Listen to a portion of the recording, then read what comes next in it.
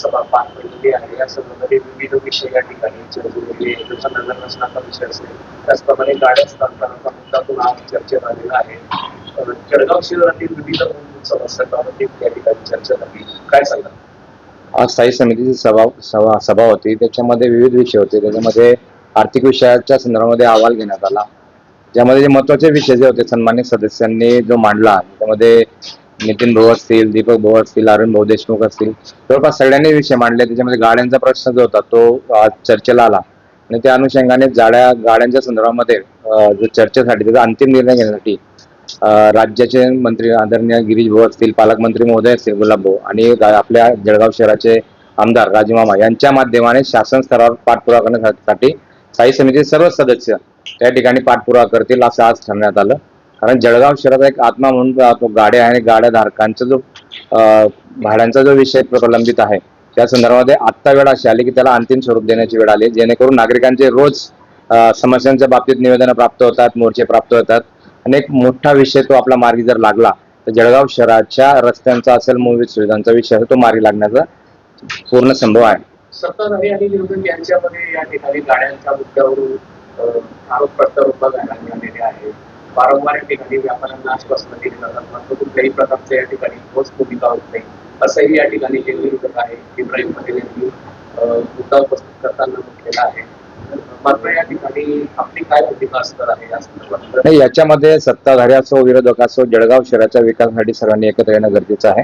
आणि या संदर्भामध्ये आज जरी आपल्याला वाटलं असेल की विरोधकांनी त्याच्यामध्ये विरोध दर्शवला, परंतु एकंदरीत जळगाव शहरासाठी जळगाव शहर महायुती असेल किंवा विरोधक असेल आज सध्या तरी जळगाव शहरामध्ये विरोध दिसून येत नाही. परंतु त्यांनी या ठिकाणी त्यांनी संमती दर्शवली की या मार्केटच्या संदर्भामध्ये आम्ही आपल्या नेत्यांसोबत येऊ आणि त्यांनी ते सुद्धा स्थायी समितीचे सदस्य आहेत इवाबाई, ते सुद्धा त्यांनी आज आपल्याला होकार दाखवले की आम्ही ह्या कामासाठी आपल्या सोबत असणार आहेत. सगळ्यात महत्त्वाचा विषय म्हणजे आरोग्य विषय आहे, तर तो विषय मांडला गेला सभेमध्ये.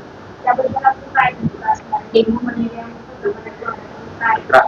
खरं म्हणजे सन्माननीय सदस्य नितीन भाऊ लड्डा यांनी बीव्हीजीच्या संदर्भात तो विषय मांडला आणि त्यांच्या विचाराशी आम्ही सर्वच सदस्य त्या सहमत होतो की बीव्हीजी या कंपनीने जे काम घेतलं आहे आरोग्याच्या बाबतीमधलं ते असमाधानकारक आहे.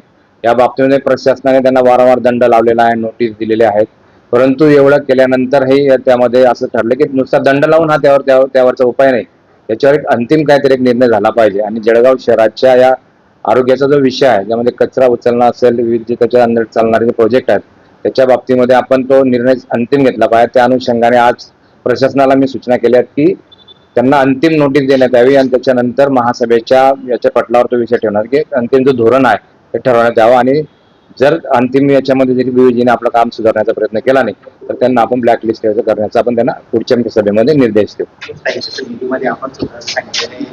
नगरसेवकांचे काम होते आपण 100% या माध्यमाने काय झालं की मागच्या वेळेस मी नगर रचना विभागाला कमीत कमी 7 ते 8 पत्र दिलेले आहेत आणि आमचा अपेक्षा असे की नगर रचनेकडे नागरिक विविध माध्यमाने त्या ठिकाणी पैसे भरत असतात आणि तो निधी जळगाव शहराच्या विकासासाठी कुठे वापरता येईल. कारण प्रत्येक नगरसेवकाची भूमिका अशी की जळगाव शहरामध्ये विविध विकास कामं झाले, त्यात रस्ते असतील, गटारी असतील, ओपन स्पेस असतील, तर प्रत्येक नगरसेवकाची भूमिका ती योग्य आहे जळगाव शहरासाठी. मग आम्ही प्रयत्न करतो की विविध हेळखाली जे नगर रचना विभाग असेल कुठल्या ठिकाणी आपल्याला निधी उपलब्ध करता येईल आणि ते एकत्र जमा करून आपल्याला विकास कुठे करता येईल, रस्त्यांसाठी निधी कुठे देईल त्या मानाने आम्ही प्रयत्न करतोय. आणि तोच हेतू होता की नगर रचना विभागाने आतापर्यंत कुठलाही निधीच्या बाबतीत माहिती दिलेली नाही, का दिली नाही या बाबतीत आपण आज आपल्या समोर त्यांना आपण सूचना केलेल्या आहेत आणि त्यांच्यावर कारवाई करण्याचे आपण त्यांना आदेश दिलेले. महापालिकेच्या लागलेले समस्यांचा डोंगर आहे. नाही, बरोबर आहे. जळगाव शहराचा नागरिक आहे सगळ्यांना आम्हालाही ती त्यांची कल्पना जी आहे आम्हाला त्यात दुःख वाटतं की निधी अभावी आपण ते कामं करू शकत नाही. याचा आजही तो चर्चा तीच होती की कुठून तरी डीपीटीच्या माध्यमातून असेल, पालकमंत्री महोदयांच्या माध्यमातून असेल, गिरीश भाऊंच्या माध्यमातून असेल, राजमावांच्या माध्यमातून असेल, निधी कुठेतरी आणायचा आणि जळगाव शहरातला जो विकास आता पूर्ण करायची वेळ आलेली तर पूर्ण करायचा आम्ही प्रयत्न करतोय. ठेकेदार काम करण्यास तयार आहे, पैसे मात्र कार्यालय आज सन्मान्य सदस्यांनी या विषय मांडले. या विषयामध्ये आपण शहराभियंत्यांना सूचना केल्यात त्या गोष्टी आयुक्त महोदयांच्या कानावर टाका आणि जे विकास कामं मंजूर झाले असतील, ज्यांना बजेट लागला असेल त्यांना तात्काळ वर्क ऑर्डर देण्याच्या आम्ही सूचना केलेल्या आहेत. हो जळगाव म्हणून सगळ्यांना सगळ्यांच्या मनात आहे की पूर्ण महापालिकेमध्ये भाजपची सत्ता आहे पण तो कुठले विकास कामं झाली 6 महिन्यामध्ये. हे बघा 6 महिन्यामध्ये काय झालं तर 2.5 वर्ष जो होतं प्रशासक होतं, बऱ्याच गोष्टी डिस्टर्ब होत्या, प्रशासनाने काही गोष्टी केल्या नव्हत्या. परंतु आम्ही तिघे पदाधिकारी जे आहेत समजा महापौरताई असतील, उपमहापौर मनोज भाऊ असतील, मी असेल, आम्हाला ती यंत्रणा चालवण्यासाठी तेवढे 6 महिने गेले कारण सगळ्यांची शिस्त बिघडली होती.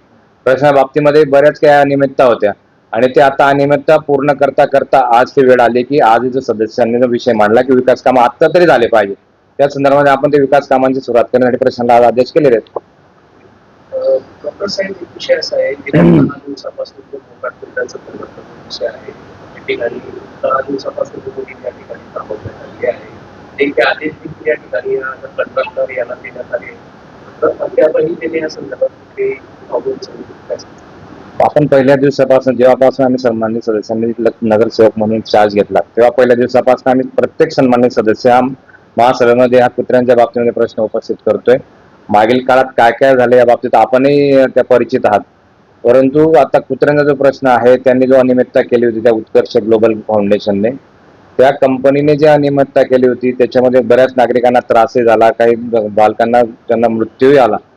या संदर्भामध्ये आता उद्याच्या महासभेमध्ये प्रशासनाने एक ठराव दिला की याचा जो मक्ता रद्द करण्यात यावा आणि नवीन कंपनीला मक्ता देण्यासंदर्भात उद्याच्या महासभेमध्ये धोरण ठरेल आणि त्याच्यानंतर कारवाई होईल.